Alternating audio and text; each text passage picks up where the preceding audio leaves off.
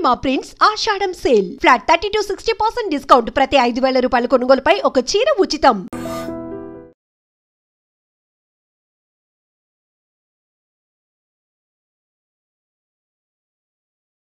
Kubera cinema దీని success అంటే ఇలాంటి కథలు ఇంకొన్ని చెప్పొచ్చు అనే కాన్ఫిడెన్స్ కలిగించింది. ఆల్టర్నేట్ సినిమా పాటలు, 2 ఫైట్లు, పంచ్ డైలాగులు కాకుండా ఒక కథకి సినిమాలో ఉన్న ఆ కొత్తదనం కానీ మీరు చెప్పాలనుకున్న ఎమోషన్ కానీ జనాలకు కనెక్ట్ అయింది. ఈ స్థాయి ఎక్స్పెక్ట్ చేశారు, ఈ స్థాయి రిజల్ట్ వస్తుంది. అండ్ ఇంకోటి ఓటీటీలో ఈ మధ్య బేసిక్గా చాలా అవేర్నెస్, ప్రతిదీ రియల్ లొకేషన్ షూట్ చేశారన్నారు కదా, అంటే ఆ స్లమ్ ఏరియాలు కానీ బాంబేలో కానీ. మేమంతా ఒకరికొకరు అనుకుని ఇప్పుడు బాంబేలో ఇప్పుడు హాజేలి అంటే హాజేలి అది దానికంటే ఎమోషన్ తగ్గుతుందా, లేకపోతే ఒక క్యారెక్టర్కి అన్యాయం చేసినట్టు అవుతాం. ఇది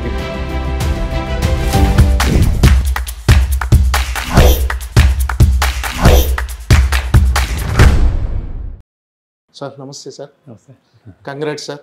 థ్యాంక్ యూ. అందరు అనుకున్నట్టుగానే కుబేరా మంచి బ్లాక్ బస్టర్ అయింది.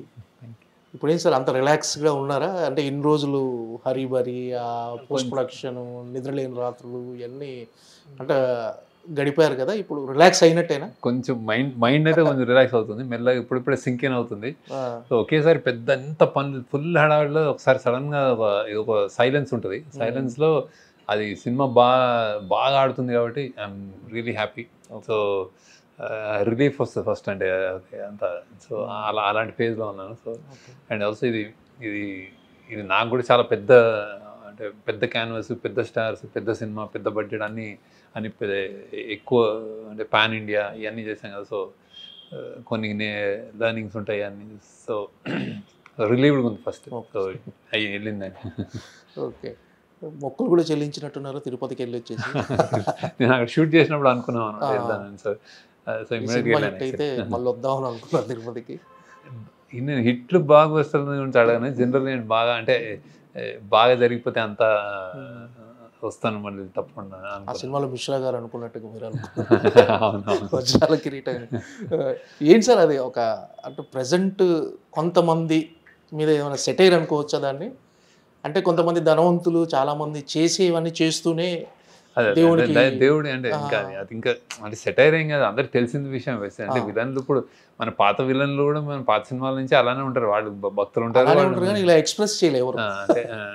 అంటే వేరే అంటే జస్ట్ కొత్త టేక్ అని కూడా అన్నాను. బేసిక్గా అలాంటి క్యారెక్టరైజేషన్స్ మనకు ఇప్పుడు ముత్యాల మొగ్గ నుంచి రావుగోపాలరావు వస్తున్నాడు, ఆయన అంటే కూతురు ఒకలా వేరే వాళ్ళు ఒకలా, అంతే కదా బేసిక్. అంటే ఇప్పుడు అంటే మనం డబ్బు సంపాదించడము, మన ఫ్యామిలీని చూసుకోవడము, ఆ బాధ్యతలు చూసుకుంటూనే వేరే వాళ్ళకి ఏమైనా ప్రపంచం ఏమైనా వేరే వాళ్ళకి ఏమైనా అంటే అసలు యాక్చువల్లీ పట్టనట్టు కూడా వాళ్ళకి కూడా తెలియదేమో. అంటే ఏమి ఇది నడుస్తుంది. అందుకే దేవుడి దగ్గరికి చెప్పుకోగలుగుతాం మనం. అంటే నాకు మంచి చేయని చెప్పుకోగలుగుతాం. అంటే 1000 మందికి చెడు చేసినా కానీ నాకు మంచి చేయని చెప్పుకునే ఒకటి ఉంటుంది కదా విషయం.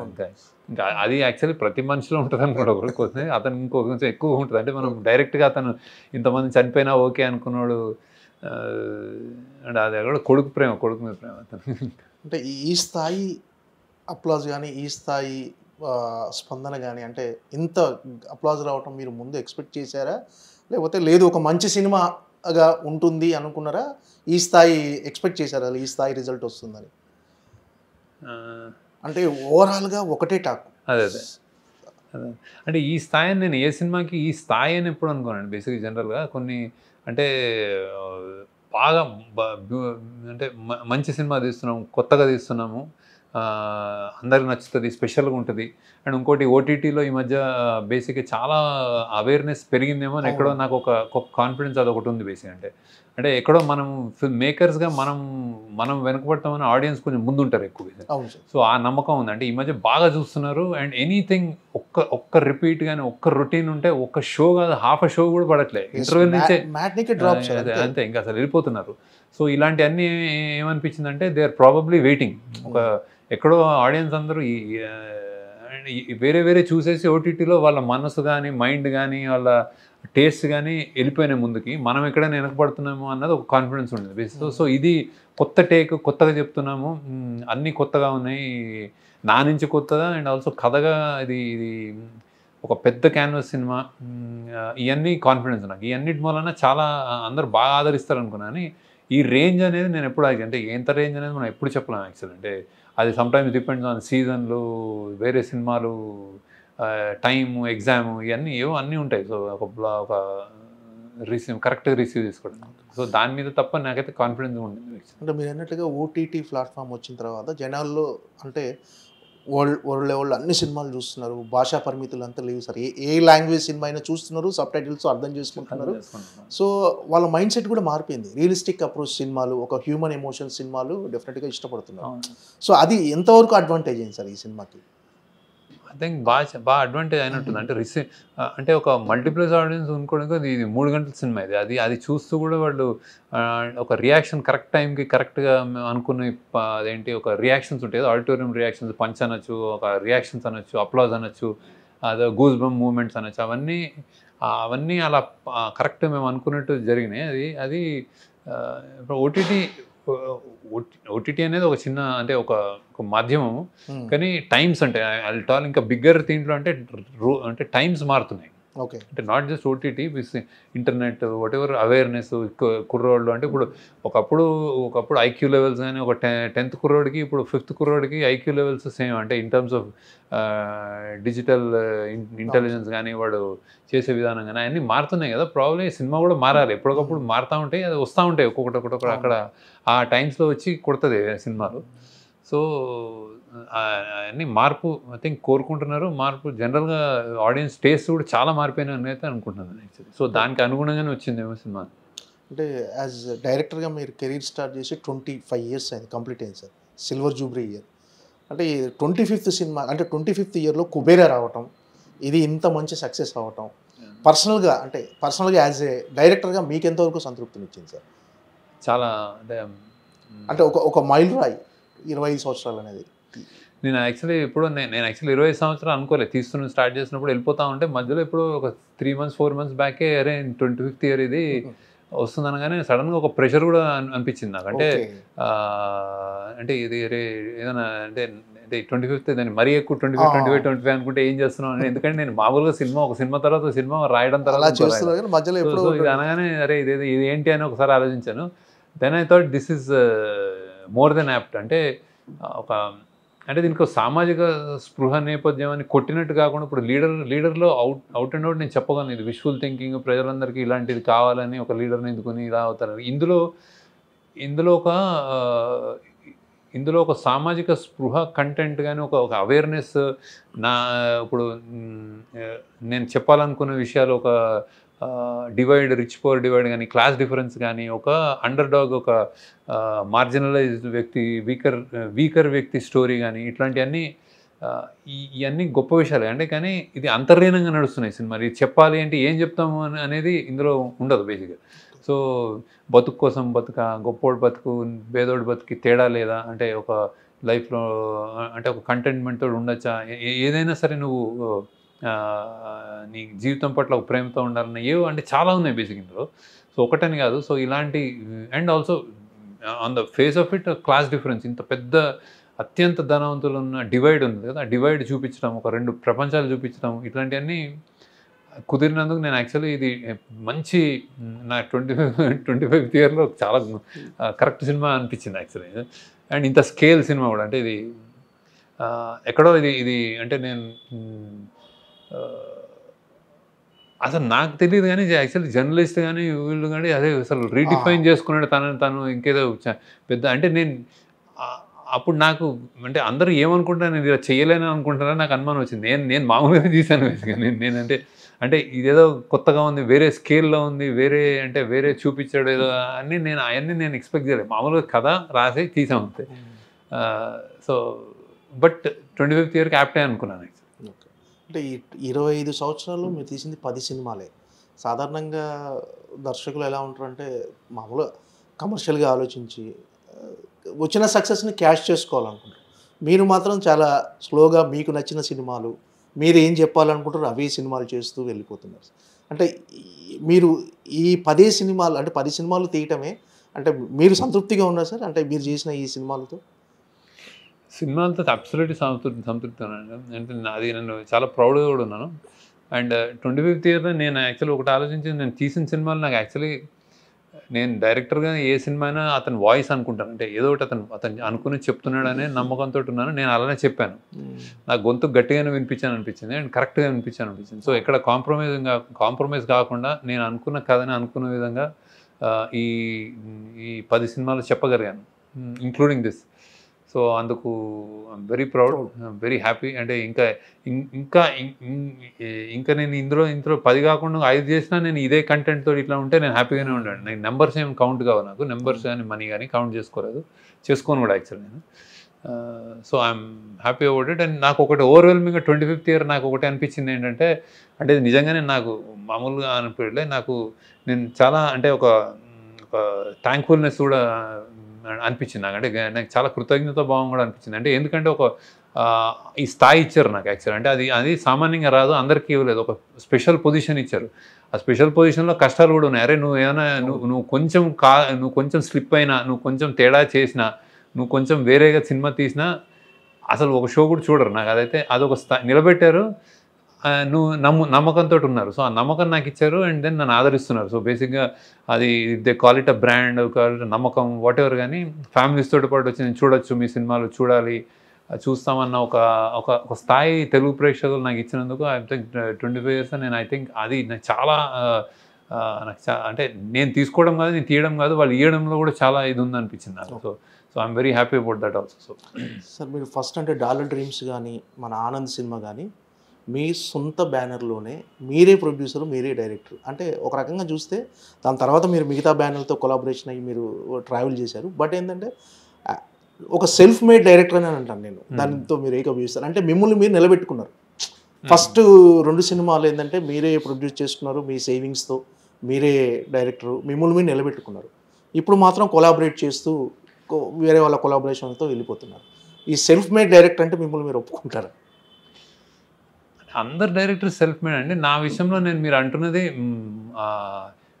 అదేంటి ఎకనామిక్స్, అంటే క్రియేటివ్గా ప్రతి వాళ్ళు స్టోరీ రాసుకుంటారు, తీస్తారు. నేను అంటున్నది నాకు సపోర్ట్గా నేను మనీ కానీ అంటే ఆ కష్టాలు కొంచెం అంటే అది నిలబడ్డాను. డైరెక్ట్ క్రియేటివిటీతో పాటు ఫైనాన్షియల్ అండ్ అదే ఇప్పటిదాకా కంటిన్యూ అవుతుంది. అంటే అక్కడి నుంచే నేను కొంచెం అదేంటి మా టీం జస్ట్ నేను డైరెక్షనే కాదు కానీ ఒక టీం నేను చేసి డైరెక్షన్ టీం బిల్డ్ చేసినప్పుడు వీళ్ళందరూ చేసినప్పుడు వాళ్ళు అన్ని పనులు మేము సినిమాని ఆల్మోస్ట్ జాగ్రత్తగా ఒక జస్ట్ డైరెక్షన్ నేను వచ్చి రాశాను, మీరు అందరూ అరేంజ్ చేయండి, నేను వచ్చి తీస్తాను అనేది అలాంటి ప్రొడ్యూసర్ చాలామంది ఉన్నారు. అంటే అలాంటి ఫెసిలిటీస్ ఇచ్చి చేసేది. కానీ నేను మా టీమే చేసుకుంటూ వెళ్ళాం. సో అది ఇప్పటికి కూడా అదే కంటిన్యూ అవుతుంది ఎక్కువ. అందుకే అమిగోస్ క్రియేషన్స్ కో ప్రొడ్యూసర్ లాగా అంటే ప్రెజెంట్స్ లాగా ఉంటుంది అనమాట బేసిక్. ఎందుకంటే మా టీమే ఎక్కువ చేస్తాం బేసిక్గా. ఈ ఆఫీస్లోనే చాలా జరుగుతూ ఉంటాయి అన్ని, అంటే లొకేషన్స్ కానీ ఎతకడం కానీ చూడటం కానీ ఎగ్జిక్యూషన్ కానీ ప్లానింగ్ కానీ కాస్టింగ్ ఆడిషన్స్ అన్నీ జరుగుతూ ఉంటాయి. ఫుల్ లైఫ్ సైకిల్ అంటే చేస్తాం మేము. సో నేను జస్ట్ ఒక డైరెక్టర్గా జస్ట్ అట్లా వచ్చి అది చేయలేదు ఇప్పుడు. ఈ 10 సినిమాల కథలు పద్మారావు నగర్లోనే పుట్టాయి, ఇక్కడే కూర్చొని. అంటే మీరు అంటే సినిమా ప్రపంచానికి దూరంగా, అంటే సినిమా ప్రపంచం అంటే film Nagar, Banjara hills, Jubilee hills, మీరు మాత్రం పద్మారావు నగర్లోనే ఈ 25 సంవత్సరాలు ఉండి ఇక్కడే ఆ 10 కథలు పుట్టాయి సార్. ఇక్కడ పుట్టాయి కొన్ని, అంటే కొన్ని అమెరికాలో కూడా అంటే ఆనంద్ అమెరికాలో థీసిస్ రాసింది స్క్రిప్ట్, అంటే ఇక్కడే అన్ని ఇక్కడ రాసి ఇక్కడ కూర్చొని రాసినాయి. ఓకే. అంటే మామూలుగా ఒక సిట్ వచ్చిన తర్వాత అందరూ ఏ జూబ్లీ హిల్స్, బంజారా హిల్స్ షిఫ్ట్ అయిపోయి అక్కడ 2 ఆఫీసులు తీసేసి ఇంకో అక్కడ ఒక ఇల్లు ఉంచేసి మీరు మాత్రం పద్మారావు నగర్లోనే ఇంకా కంటిన్యూ అవుతుంది. ఏంటి సార్ అనుబంధం మీకు? అంటే జస్ట్ ఇక్కడ హ్యాపీగా అనిపిస్తుంది. హ్యాపీగా నేను అలవాటైన ప్రపంచం అది. నేను జస్ట్ అట్లా కొంచెం రెసిస్టెన్స్ ఉంటుంది నాకు, సరదాగా ఉన్నాయి ఇక్కడ తిరిగిన ఈ రోడ్లు ఇవన్నీ, ఇక్కడ తిరిగిన పార్కులు, ఇక్కడ తిరిగిన షాపులు, ఇవన్నీ నాకు కొంచెం అలవాటు. ఇక్కడ చదువుకున్న స్కూలు ప్యాట్రిక్స్లో చదువుకున్నాను. సో ఇవన్నీ నాకు, అండ్ మా పేరెంట్స్ ఇక్కడే ఉన్నారు కాబట్టి ఇంకా అంటే ఫాదర్ చనిపోయారు కానీ అందరూ ఇక్కడ ఏదో ఇక్కడ మా ప్రపంచం ఒక ఎమోషన్. అంటే మొన్న మీరు ప్రెస్ మీట్లో కొంచెం ఎమోషనల్ అయ్యారు సార్. ఎందుకంటే ఎప్పుడు శేఖర్ కమల గారిని అలా చూడలేదు. అలా అంటే ఎందుకు అంటే సక్సెస్ వచ్చింది, కాకపోతే ఆ ఆనంద బాష్పాలా లేకపోతే చిన్న ఎమోషనల్ అయ్యారు సార్ ఎందుకు? అది అంటే ఈ సినిమా కొంచెం చాలా తీసుకుంది యాక్చువల్. అంటే చాలా రోజులు అంటే జనరల్గా అన్ని సినిమాలు ఒక ఎత్తు, ఈ సినిమా కొంచెం ఎక్స్ట్రాగా అంటే చాలా అంటే ఫిజికల్లీ కూడా గ్రూలింగ్ టీంలో చాలామంది అంటే చాలా ఒడిదుడుకులు గురించి చేసిన ఫీలింగ్ వచ్చింది. అంటే ఒక చిన్న అంటే అది అంటే ఇది సామాన్యం అంటే జస్ట్ నాట్ అంటే ఒక మైండ్ పరంగా డ్రైనింగ్, ఎమోషన్ అండ్ హెల్త్ పరంగా అందరూ అంటే ఆ టీంలో చాలా అప్స్ అండ్ డౌన్స్ చూసుకుంటూ వచ్చింది అన్నమాట బేసిక్గా. సో అందుకే సడన్గా గుర్తొచ్చి నాకు ఎందుకు చాలామంది స్వెట్ అండ్ బ్లడ్ ఇచ్చినట్టు అనిపించింది. So I thought I felt కొంచెం ఎమోషనల్గా ఉంటుంది. సార్ మీకు సపోర్టింగ్ ఉన్న మీ టీం గురించి చెప్పండి సార్. మీ టీంలో అంటే చాలా ఆల్రెడీ సక్సెస్ మీట్లో కూడా అందరినీ పరిచయం చేశారు మనం. కరెక్ట్. అందరికీ అంటే నాకే కాదు, ఇప్పుడు నాగార్జున గారికి, ధనుష్ గారికి అందరికీ వాళ్ళ పేరున తెలుసు. అంటే they know how important they are all. అంటే తోటి తరణి గారికి అంటే so they are my backbones అనమాట. అంటే పిల్లర్స్ అని చెప్పాను అలానే అనమాట. సో ఇది ఎస్పెషల్లీ రైటింగ్ చైతన్య పింగళి చాలా అంటే ఆమె చాలా అంటే ఆమె ఆల్రెడీ సాహిత్య అకాడమీ విన్నారు. సో దీంట్లో చాలా పాత్ర ఉంది. అంటే ఎమోషన్ కంటెంట్ బేసిక్ అంటే ఇది ఒక థ్రిల్లర్, ఇది ఒక యూనిక్ పొజిషనింగ్ వచ్చింది సినిమాకి యాక్చువల్. అదేంటంటే థ్రిల్లర్గా, స్ట్రైట్ థ్రిల్లర్గా ఒక 10,000 కోట్లతో ఒక గొప్పటి దగ్గర నుంచి ఒక బిచ్చగాడు తప్పించుకున్నాడు అంటే అది ఒక thriller cat and mouse game straight అవ్వచ్చు. కానీ అందులో ఆ బిచ్చగాడి ఎమోషన్స్, ఆ కంటెంట్ ఉంటుంది కదా, ఎమోషనల్ హై, వాడి కథ ఒకటి ఉంటుంది కదా, దానికి చాలా పాత్ర చైతన్య అనమాట. సో అది అంటే దాన్ని డెవలప్ చేయడం అంటే మా కొలాబరేటివ్ ఎఫర్ట్లో. సో అలానే ఇప్పుడు సూరి నాకు హ్యాపీ డేస్ నుంచి కో డైరెక్టర్ మెయిన్. దీనికి చాలా అంటే ఈ క్యాన్వస్ కానీ ఇది ఇక్కడ బాంబేలో చెయ్యాలి, బాంబేలో ఇన్సిస్ట్ చేయడం కానీ, బాంబేలో చేయాలి, దీనికి ఇంత పెద్ద ఇది ఉందని పట్టుబట్టి పని చేయడం కానీ, అక్కడికి వెళ్ళి ముందే లొకేషన్లు చూడడం కానీ, అలాంటివన్నీ చాలా అంటే అతను ఒక్కొక్క దాంట్లో ఒక్కొక్కళ్ళ ఇన్పుట్స్ అనమాట. దాంట్లో చాలా అదే ఇలా మేనిఫెస్ట్ అయింది. అనే అజయ్ కానీ అంటే ప్లానింగ్ చేయడం, ఇంత పెద్ద బడ్జెట్ ఉంటే మేము ఎగ్జిక్యూట్ చేయడం ఇట్లా. సో వీళ్ళందరూ అంటే చాలా మటుకు సూర్యులు అంటాడు సెకండ్ యూనిట్ కెమెరామెన్ వర్క్ చేశాడు. అంటే నేను ఇక్కడ చేస్తుంటే అక్కడ బాంబేలో 2-3 లొకేషన్స్లో ప్యారలల్గా ఇంకో లొకేషన్లో షూట్ చేయడం కానీ అట్లా. సో దే లాట్ ఆఫ్ ఈ టీమ్ వర్క్ చాలా బాగా ఎక్స్టెన్సివ్లీ అవసరం వచ్చింది చేసిన సినిమా అనమాట. సో అందుకే ఇంత పెద్ద క్యాన్వాస్ బాంబేలో అంత చేయడం, ఇలాంటి సీన్స్ సాధ్యం కాదు ఇంత టీం వర్క్. అలానే నాగేశ్వరరావు మా ఎగ్జిక్యూటివ్ ప్రొడ్యూసర్, ఆయన కూడా దగ్గర ఉండి అన్ని పర్మిషన్లు కానీ. సో అవుట్ సే ఈ సినిమా ఈ టీం వల్లనే సాధ్యమైంది. లేకపోతే అంటే బడ్జెట్ ఒక ఎత్తు, అంటే సునీల్ నారాయణ గారు వాళ్ళది ప్రొవైడ్ చేసి దీన్ని గోయడ్ ఇవ్వడం, దానికి సపోర్ట్ చేయడం అదొక ఎత్తు అయితే, ఈ ఎగ్జిక్యూషన్ ఒక పెద్ద పార్ట్ అనమాట. ఓకే. ప్రతిదీ రియల్ లొకేషన్ షూట్ చేశారన్నారు కదా, అంటే ఆ స్లమ్ ఏరియా చాలా ఉంటుంది. అంటే అది అంత రిస్క్ ఎందుకు అని అనుకున్నారు సార్? అంటే అంత రిస్క్ తీసుకోవటం అవసరం? డెఫినెట్గా ఒక సెట్ వేస్తే ఈజీగా తక్కువ వర్కింగ్ డేస్లో అయిపోయేది కదా. నేను ముందు నుంచి ఎక్కువ నేను అలానే నాకు అలవాటు అలానే చేశాను.